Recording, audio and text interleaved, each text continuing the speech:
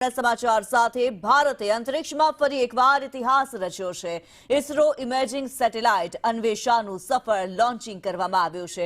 શ્રીહરિકોટાથી EOS N1 નું launching કરાયું।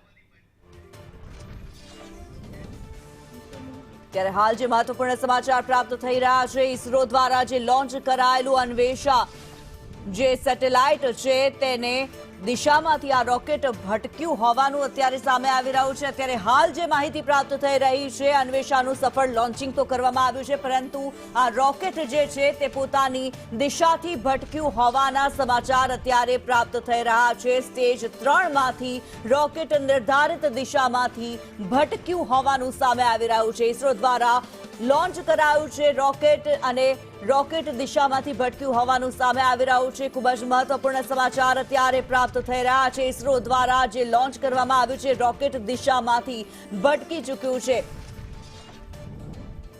ઇસરો દ્વારા PSLV C-62 મિશનમાં PS3 સ્ટેજમાં ગરબડ સામે આવી છે। શ્રીહરિકોટાથી EOS N1 નું લોન્ચિંગ કરવામાં આવ્યું હતું, પરંતુ રોકેટ દિશામાંથી ભટક્યું હોવાનું અત્યારે હાલ સમાચાર પ્રાપ્ત થઈ રહ્યા છે। ઇસરો દ્વારા રોકેટ લોન્ચ કરવામાં આવ્યું છે। સેટેલાઇટને અવકાશમાં પહોંચાડવા માટે આ રોકેટ લોન્ચ કરવામાં આવ્યું, પરંતુ આ રોકેટ જે છે નિર્ધારિત દિશાથી ભટક્યું છે।